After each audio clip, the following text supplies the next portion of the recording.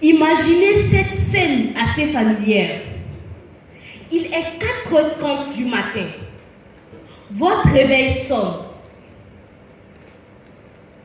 Ce réveil, en un instant, vous plonge dans une certaine frustration.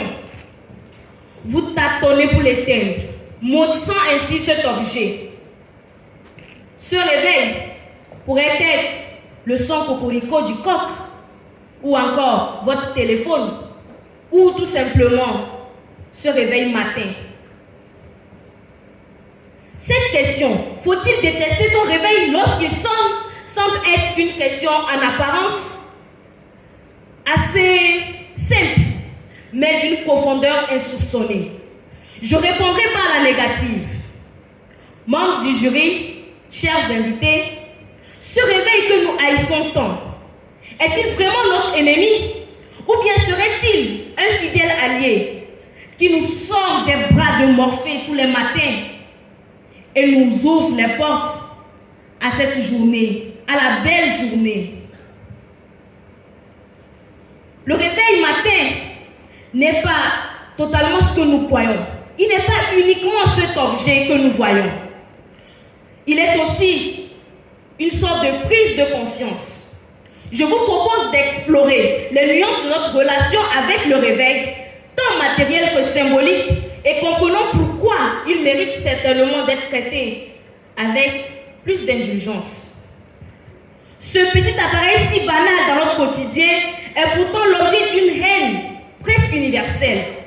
Chaque matin, nous sommes nombreux à sursauter, frustrés par cette sonnerie qui nous rappelle que nous devons aller travailler. Il joue le rôle de gardien du temps, nous permettant de respecter nos engagements et de structurer notre journée. Le monde dans lequel nous vivons est gouverné par les horaires. Que ce soit pour être à l'heure au service, répondre à un rendez-vous médical ou encore se conformer aux règles universitaires ou scolaires, le respect du temps est une obligation. Oui, une obligation. Sans le réveil, il serait difficile de maintenir l'organisation rigoureuse qui caractérise nos vies. Mais ce réveil n'est-il pas le symbole de quelque chose de plus grand? Tout comme le réveil nous arrache à la douceur du sommeil pour nous plonger dans la réalité, l'accès à la justice réveille les droits et les libertés qui sommeillent en chacun de nous. Sans le réveil de la justice, beaucoup de nos droits resteraient enfouis, inaccessibles. Ainsi, ce réveil que nous haïssons peut, à travers une métaphore subtile, symboliser l'accès à la justice. Ce droit universel qui nous permet de faire valoir nos droits et d'être entendus. Le philosophe Emmanuel Kant, dans sa critique de la raison pure, nous rappelle que le passage de l'état de nature à l'état de droit est un réveil de conscience morale de l'homme. Il ne s'agit plus d'un monde où règne le chaos et l'ignorance, mais d'un monde où la justice et les lois veillent sur nos droits. Le réveil de la justice est essentiel pour garantir l'ordre, la paix et l'équité. Le citoyen qui reste endormi, inconscient de ses droits, est comme celui qui refuse de se lever au son du réveil. Mais l'accès à la justice, tel un appel qui nous tire de notre léthargie, nous permet de revendiquer nos droits, d'exercer nos devoirs et de garantir que la loi soit respectée. C'est d'ailleurs ce que souligne l'article 6 de la Convention européenne des droits de l'homme ou encore l'article 7 de la Déclaration des droits et devoirs fondamentaux des populations et citoyens annexés à la Constitution togolaise de mai 2024 qui garantit à chacun le droit à un procès équitable. Ce droit, bien qu'universel, ne devient réel que lorsqu'il est réveillé par ceux qui ont le courage de répondre à son appel. D'un point de vue métaphysique, le réveil symbolise la transition de l'état d'ignorance à cet état de connaissance. La justice, dans cette perspective, joue un rôle similaire. Aristote, dans l'éthique à Nicomachie, décrit la justice comme la plus haute des vertus morales, celle qui permet à l'individu d'accéder à la vérité et vivre selon les principes du bien. De la même manière que le réveil nous tire de notre inconscient pour nous introduire dans la lumière du jour, la justice éclaire notre chemin, nous permettant ainsi de sortir de l'obscurité pour ce que nous devons observer. Haïr le réveil reviendrait donc à haïr l'instrument qui nous libère de l'ignorance. La justice, tout comme le réveil, est une nécessité. Même si elle est souvent douloureuse lorsqu'elle nous confronte à nos erreurs et à nos engagements. L'histoire elle-même est jalonnée de grands réveils sociaux et politiques où l'accès à la justice a été le moteur de transformation assez profonde. La Révolution française de 1789, par exemple, fut un grand réveil du peuple. Un cri contre l'injustice et pour la liberté, l'égalité et la fraternité. Ce réveil a été un point de bascule.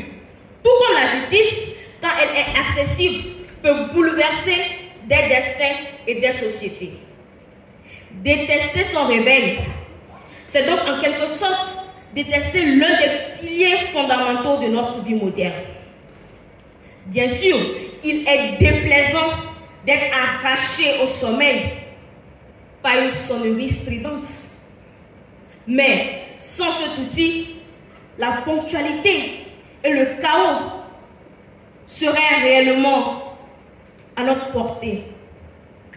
Il est important de reconnaître que malgré son aspect désagréable, le réveil est une nécessité. C'est peut-être un mal. Un mal, mais un mal nécessaire. Membres du jury, chers invités, lorsque le réveil sonne, il marque la fin de ce moment. La fin de ce moment de paix et le début des responsabilités. Oui, de nos responsabilités. En réalité, ce que nous détestons également dans le réveil, ce n'est pas tant ce bruit désagréable, mais ce qu'il annonce. La transition brutale entre la tranquillité du sommeil et la réalité de la journée. Cette transition que l'on redoute, est pourtant inévitable.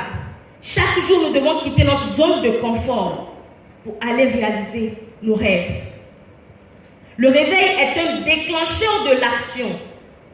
Pour Paul en convalescence, suite à une longue maladie, cette sonnerie stridente le matin est pour lui le retour à la normalité.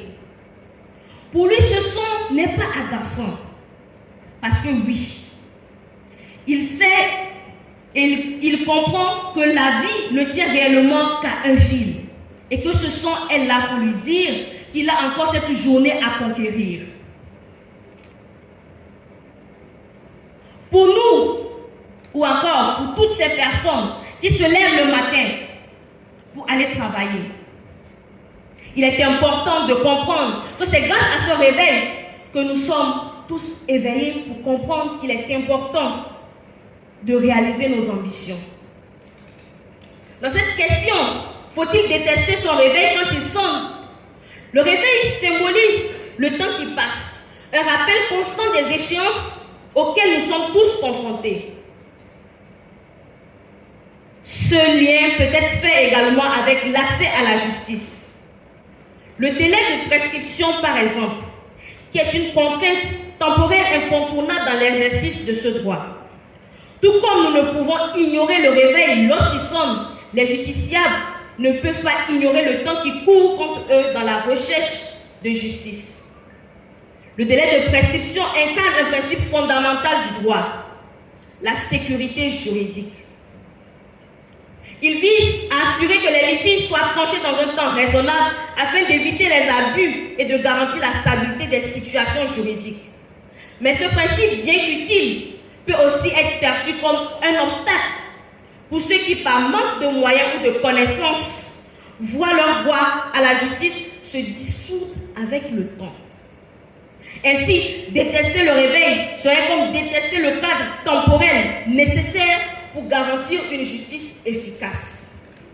Cependant, il nous appelle également à réfléchir à l'amélioration de cette justice, notamment en matière d'information et d'accompagnement à l'accès de la justice.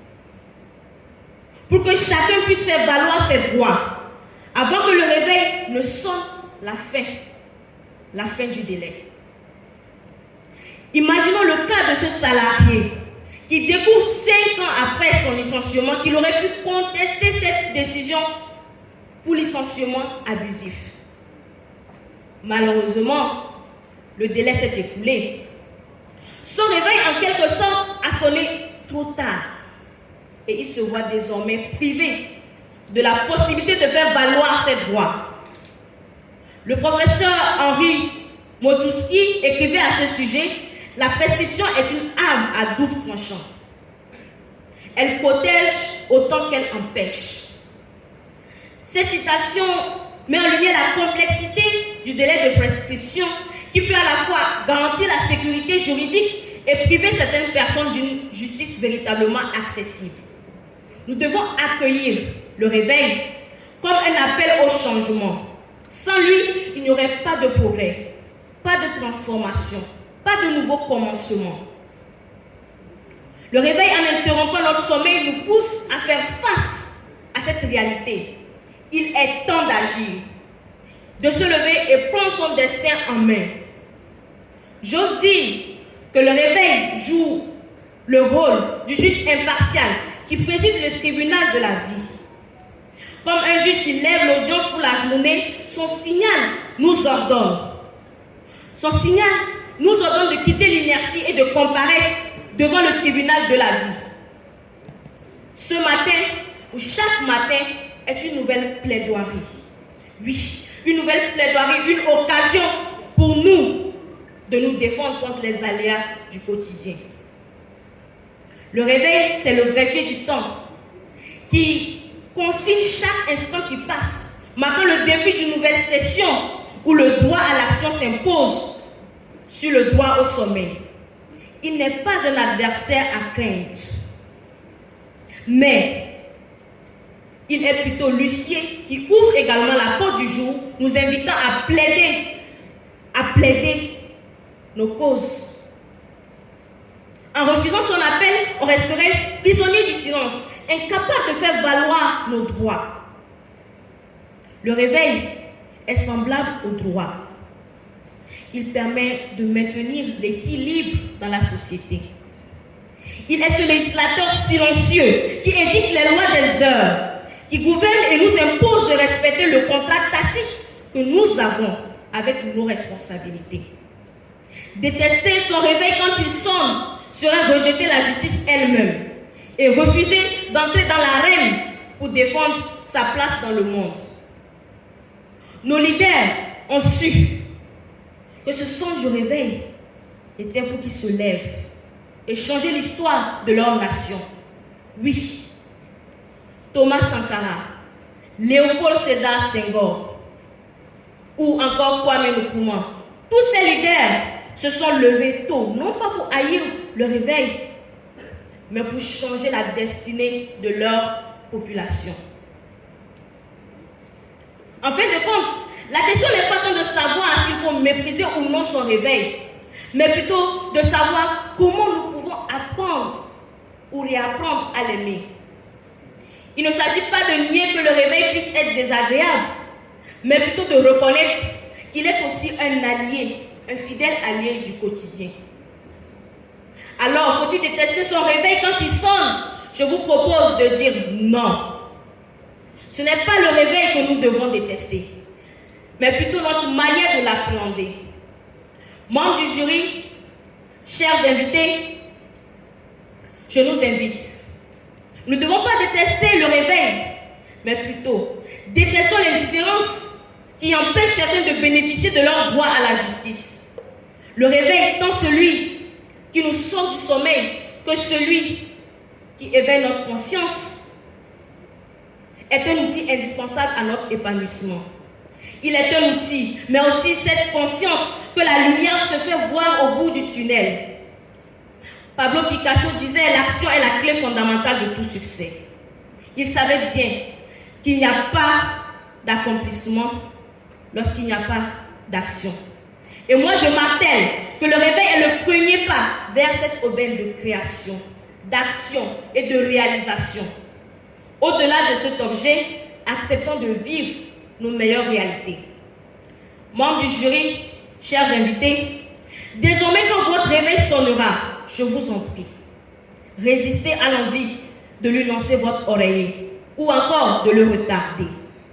Ce petit bruit agaçant, cet appel qui semble parfois perçant qu'un cri de bébé, n'est pas là pour vous torturer, non, c'est votre coach personnel.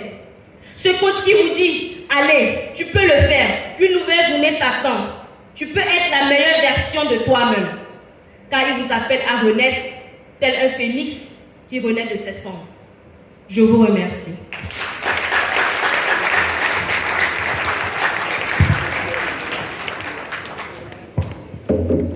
Merci à mademoiselle Koufam Kezia Naoum. Nous voulons saluer la présence de monsieur le président de la Cour d'appel de